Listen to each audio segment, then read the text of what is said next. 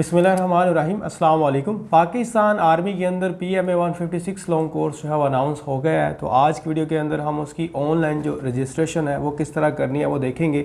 और ये वीडियो बहुत ज़्यादा इंपॉर्टेंट है क्योंकि अगर आप इसमें अप्लाई कर रहे हैं तो कुछ चीज़ें बड़े ध्यान से फिल करनी है और फिल करते वक्त आपने इसकी रिकॉर्डिंग कर लेनी है या स्क्रीनशॉट्स लेने हैं। 2 फॉर्म इस दफ़ा दिए हैं, पहले 6 होते थे, तो अभी जो चेंजिंग आई उसमें यह है कि 4 फॉर्म्स जो है ना वो आपके रिमूव कर दिए गए। अब ये फॉर्म्स जो है वो आपको जब आप टेस्ट देने जाएंगे तो कुछ टेस्ट जब पास कर लेंगे इनिशियल, तो उसके बाद ये अगेन फॉर्म आपको दिए जाएंगे, तो फिर आपने नेक्स्ट प्रोसेस इसका जो है ना वहाँ पर फिल करना होगा। तो ये जो अभी हम फिल करने जा रहे हैं ये बहुत ज़्यादा इंपॉर्टेंट है, तो आपने इंतहाई ज़्यादा तवज्जो से इसको देखना है और मैं किस तरह एक एक फील्ड को जो है ना फिल करता हूँ।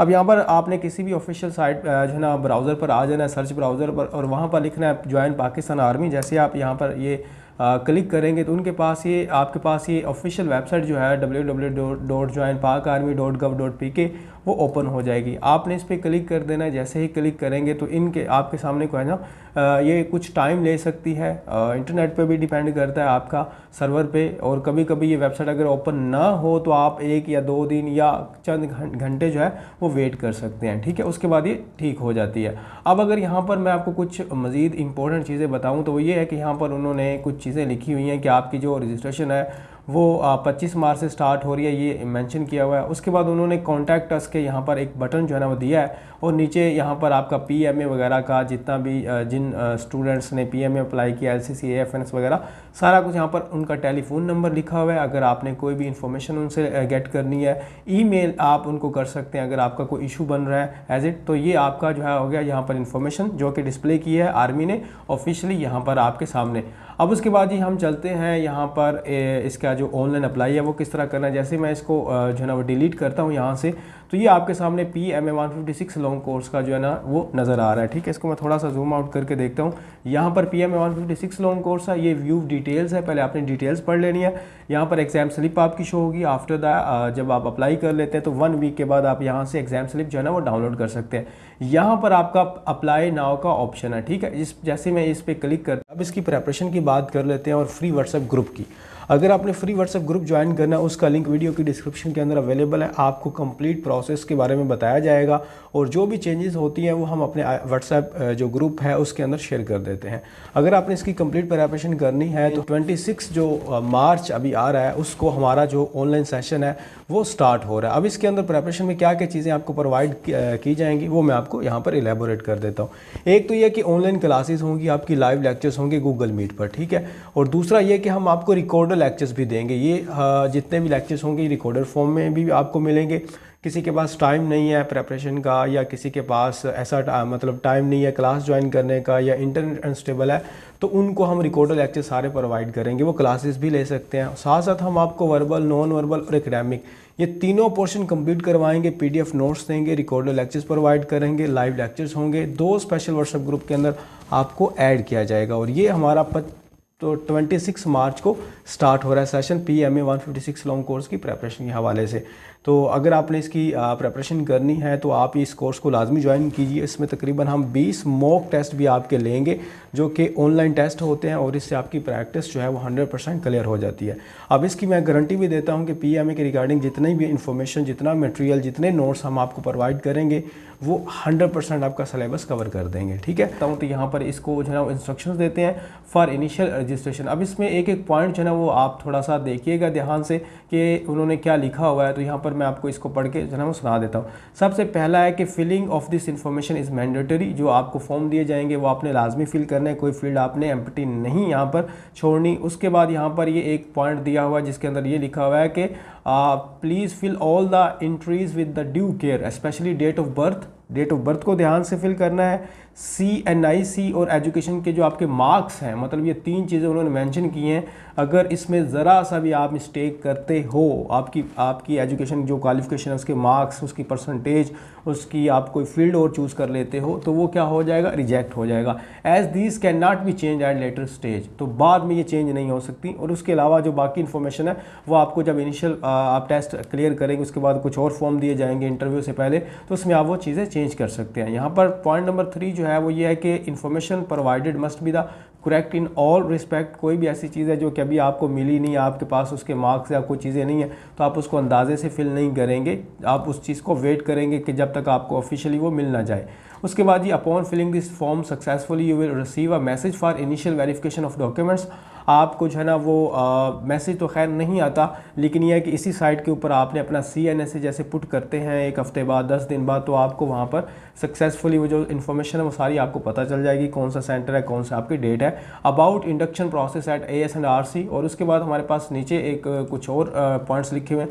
सारी चीज़ें किसी भी फॉर्म को लाइफ में अगर आपने फिल करना है तो ये आपने लाजमी उनको ध्यान से देखना होता है। जो मैं पढ़ के आपको सुना रहा हूँ, टाइम इसमें वेस्ट नहीं होता, इसको टाइम वेस्टेड नहीं कहते, इसमें आप ये कहते हैं कि आप केयरफुली एक एक चीज़ को जो है वो पढ़ रहे हैं। उसके बाद ये हमारे पास ये एक है कि upon filling this form successfully you will receiving, ये हमने पढ़ लिया। आगे नेक्स्ट वाला जो है हमारे पास आ जाता है कि if any information provided by the candidates prove to be wrong at any stage the candidates will not be liable to rejection, candidate will be liable to rejection, withdrawn from the training and will refund the entire expenses incurred।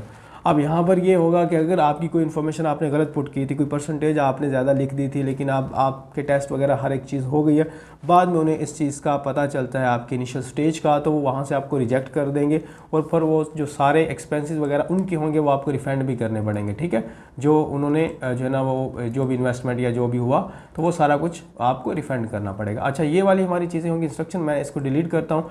Delete करने के बाद यहाँ पर आपको कुछ देर भी ले सकता है, तो वो फॉर्म फिल होंगे। यहाँ पर आप देखें कि स्टेप नंबर 1 आउट ऑफ 2, मतलब 2 स्टेप हैं, पहले 6 स्टेप्स होते थे, अभी ये जो 4 स्टेप स्किप किए गए हैं ये आपको बाद में दिए जाएंगे। मतलब ये नहीं है कि स्किप कर देंगे, ये आपको बाद में कब मिलेंगे, जब आप वहाँ पर टेस्ट देने जाएंगे। अब यहाँ पर बेसिक क्रेडेंशियल्स हैं, क्रेडेंशियल्स जो है ना वो आपने यहाँ पर ये फॉर्म है ये फिल करना है। अब किस तरह फिल करना है देखें, कोर्स जो नेम है मैं यहाँ पर आपको बताता जाता हूँ कि कौन कौन सी चीज़ें आपने फिल करनी है। जो कोर्स नेम है यहाँ पर जी वो आपका ऑलरेडी सिलेक्टेड है। ठीक है, AS&RC army selection and recruitment centre है। और यहाँ पर एक और चीज़ लिखा है कि note all the fields with the star, red star are mandatory. जहाँ पर रेड स्टार्स लगा हुआ है वो फील्ड्स मैंडेटरी हैं, अगर आप उनको नहीं फिल करते तो आपका ये फॉर्म सबमिट नहीं होगा। वहाँ पर आपको एक नोटिफिकेशन पॉपअप होगा कि mandatory field are necessary are to be field, इस तरह का कुछ। तो यहाँ पर लिखा हुआ है कि please select your test centre carefully as it not can not be change once chosen.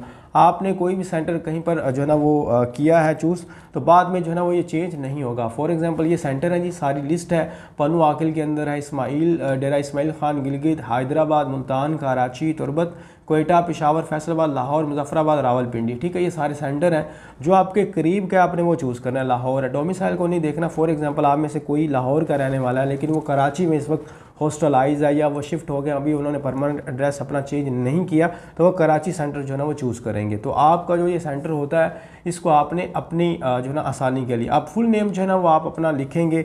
यहाँ पर कोई भी जो है ना मैं लिख देता हूँ, फुल नेम आपने लिखा है। डेट ऑफ बर्थ जो है ना वो आपने इसको ध्यान से सिलेक्ट करना है। डेट ऑफ बर्थ जो है ना वो बहुत ज़्यादा इंपॉर्टेंट है कि आप उसको किस तरह जो है ना वो चूज़ करते हैं। तो मैं यहाँ पर डेट ऑफ बर्थ जो है ना वो चूज़ कर लेता हूँ। तो जी सबसे पहले हमारे पास आ जाती है यहाँ पर, यहाँ से मैं वापस चलता हूँ, मैं 2005 तक जो है ना वो डेट ऑफ बर्थ अपनी चूज़ कर लेता हूँ। तो आपने भी अपनी जो भी आपकी डेट ऑफ बर्थ है ज़ाहिर है डॉक्यूमेंटेड, वो आपने चूज़ कर लेनी है।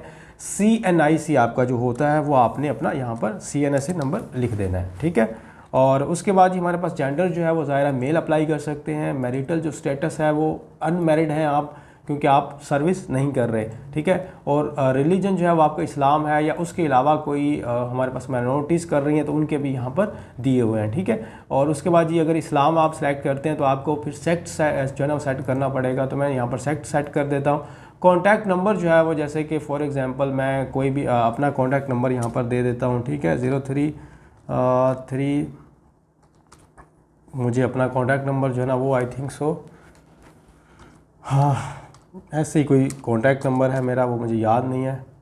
तो ईमेल एड्रेस जो है ना वो आप अपनी देंगे, जैसे कि मैं प्रोजीनियस स्टूडेंट्स, तो मैं यहाँ पर दे देता हूँ अपनी students@gmail.com, ये मैंने दे दी। उसके बाद ये ever applied for commission in armed forces in army navy, क्या आपने कभी अप्लाई किया है, मतलब ISSB, अगर आप येस कर देते हो तो फिर आपको मज़ीद जो है ना वो इन्फॉर्मेशन यहाँ पर प्रीवियस कैंडिडेट जो डिटेल्स हैं वो आपने यहाँ पर देनी है। कौन से आर्म्ड फोर्स के अंदर थे, पाकिस्तान आर्मी के अंदर, क्या आप इस कोर्स के लिए ISSB में अपीयर हुए थे, नो कर दिया आपने ये कोर्स, और फिर आपने अपना इनिशियल मेडिकल जो रिज़ल्ट है वो आपने देना है। अगर आपने किसी में पहले अप्लाई किया होता तो वो यहाँ पर आप करेंगे। अब इसके अंदर एक और चीज़ है कि वो स्टूडेंट्स जिन्होंने पहले इनिशियल टेस्ट दिया हुआ है, ठीक है, यहाँ पर वो यहाँ जो है ना वो मैं येस किया। अभी हम दोबारा डिटेल अगर देख लेते हैं तो आपने फॉर एग्जांपल पाकिस्तान आर्मी का दिया था अपीयर इन ISSB कोर्स, तो आप नो करेंगे, ठीक है। और कोर्स का जो है ना वो यहाँ पर लिखेंगे PMA 154 था, 155 था, और इनिशियल जो मेडिकल था वो आपका कौन सा था। वो बाज़ स्टूडेंट्स जो है ना वो इनिशियल के अंदर ही फेल हो जाते हैं, तो उनका ये मेडिकल, तो वो अपना कोई भी फिट या जो है ना वो लगा सकते हैं, तो ये वाला आप चूज़ कीजिएगा, ठीक है, अगर आपने टेस्ट पहले दिया हुआ है। तो मैं यहाँ पर नो कर देता हूँ। फिर आपने अपनी यहाँ पर इमेज जो है ना वो अपलोड करनी है, अपनी पिक्चर जो है वो मैं फॉर एग्जांपल वैसे ही एज अ डेमो के तौर पर कोई भी पिक्चर यहाँ पर अपलोड कर देता हूँ। तो पिक्चर अपलोडेड सक्सेसफुली आ गया। उसके बाद इस ग्रेजुएशन की बेस पे कर रहे हैं वो यहाँ पर जो है ना टिक मार्क करेंगे।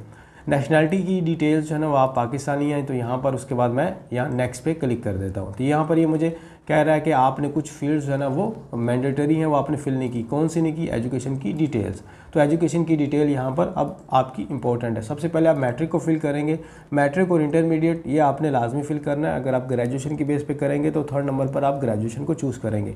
तो बेसिक यहाँ से स्टार्ट करना मैट्रिक। अगर आपने मैट्रिक नहीं चूज़ किया, इंटरमीडिएट अकेला लिखा है, तो फिर आप रिजेक्ट हो जाएंगे, ठीक है। यहाँ पर मैट्रिक की जो डिसिप्लिन, फॉर एग्जांपल आपने बायोलॉजी पढ़ी थी तो मैं बायोलॉजी लिख देता हूँ। कौन सा आपका स्कूल या कॉलेज था तो मैं वैसे ही एज इट लिख देता हूँ, आप अपना लिख सकते हैं। डिवीजन आपकी फर्स्ट थी या जो भी है, ग्रेड आपका कौन सा बना, मैं यहाँ पर A लिख देता हूँ। उसके बाद आ जाता है हमारे पास परसेंटेज कितनी थी, तो मैं वो परसेंटेज लिख देता हूँ। रिज़ल्ट का जो स्टेटस था वो आप पास है, और जो टोटल मार्क्स हैं आपके वो कितने थे, तो टोटल मार्क्स मैं 1100, ऑब्टेन मार्क्स कितने 80, ऑब्टेन मार्क्स मैं लिख देता हूँ 971, ठीक है। उसके बाद ये बोर्ड एफिलेशन कौन सा बोर्ड था, तो कोई भी मैं यहाँ पर जो है ना वो चूज़ कर लेता हूँ। अब ये हमारे पास क्या हो गया, मैट्रिक की डिटेल्स वगैरह हो गई। और उसके बाद जी हमारे पास आ जाती है अब नेक्स्ट आपने अदर एजुकेशन, दोबारा एजुकेशन पे जो है ना वो सिलेक्ट करना है। अब यहाँ पर आपने इंटरमीडिएट को सिलेक्ट करना है। O लेवल वाले O लेवल को करेंगे, बाकी डिप्लोमा होल्डर जो DAE पे कर रहे हैं वो ये वाला करेंगे। बैचलर्स वाले, MBBS वाले जिन्होंने भी किया हुआ है, अगर उनकी एज जो है ना वो कर रही है मैच, तो यहाँ पर मैं इंटरमीडिएट को सिलेक्ट करूँगा। अब यहाँ पर अगर किसी ने प्री मेडिकल किया हुआ है तो वो प्री मेडिकल लिखेगा, अगर किसी ने इंजीनियरिंग की हुई है तो वो इंजीनियरिंग की यहाँ पर लिख देगा, ठीक है। तो ये मैं यहाँ पर लिख देता हूँ जी इंजीनियरिंग, ठीक है। और जो भी आपका है वो आप लिखेंगे। यहाँ पर कौन सा कॉलेज था वो आप अपना नेम लिख देंगे। उसके बाद जी डिवीजन जो है वो आपने सेलेक्ट करनी है, फर्स्ट है। ग्रेड कौन सा है जी, जो मैं वैसे यहाँ पर आपके यहाँ पर are you serving soldier, no पे ऑलरेडी चेक है तो उसको वैसे ही रहने देना है। परसेंटेज आपकी कितनी है जी वो मैंने लिख दी है। रिजल्ट जो है यहाँ पर देखें, ये है होप सर्टिफिकेट वालों के लिए। जो रिजल्ट अवेटेड पे लिखेंगे वो यहाँ पर क्लिक करेंगे, ठीक है। ये फर्स्ट ईयर की बेस पे होगा, तो वो फिर अपना परसेंटेज वगैरह फर्स्ट ईयर की बिहाफ पे लिखेंगे। टोटल मार्क्स आप फर्स्ट ईयर के लिखेंगे, और उसमें और जो पास है, मैं पास वालों का कर रहा हूँ, तो टोटल मार्क्स जो है ना वो आपके कितने हैं पास वालों के, वो 1100 होंगे। उसके बाद ये आपके ऑब्टेन मार्क्स कितने थे, तो वो आप यहाँ पर कोई भी जो आपके हैं वो फिल कर दें। बोर्ड आपका कौन सा था, तो बोर्ड जो है ना वो मैं यहाँ पर कोई भी सेलेक्ट कर लेता हूँ। ये मेरी जो है ना इन्फॉर्मेशन थी। जो मैंने रिजल्ट अवेटेड का यहाँ पर आ रहा है, तो वो आपने वो स्टूडेंट्स करेंगे जिन्होंने होप सर्टिफिकेट पर अप्लाई करना है on the behalf of the first year. यहाँ पर मैं ओके कर देता हूँ। अब यहाँ पर क्या आ गया कि हमारे पास नेक्स्ट का बटन, तो नेक्स्ट के बटन पे आप क्लिक करेंगे तो ये फॉर्म नंबर 2 आ गया है। फॉर्म नंबर 2 के बाद यहाँ पर फादर की डिटेल वगैरह आपने पुट करनी है, तो मैं यहाँ पर फादर की डिटेल जो है ना वो पुट कर देता हूँ।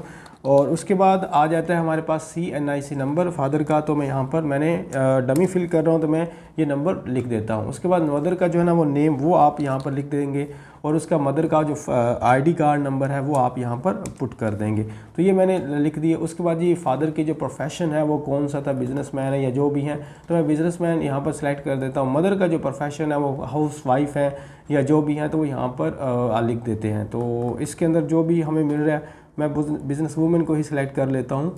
और उसके बाद ही हमारे पास आ जाता है, have you ever been admitted to any Pakistan army navy air force training academy institution, तो कभी आपने किसी भी ट्रेनिंग वगैरह की है, PMA Kakul, Risalpur, college of flying training वगैरह, तो वो आप यहाँ पर अगर नहीं की तो नो कर देंगे। ये कैप्चा है जी, इसको आपने फिल करना है। तो यहाँ पर कैपिटल R है, U है, स्मॉल लेटर में E है, और फिर हमारे पास 4 और 7 आ गया।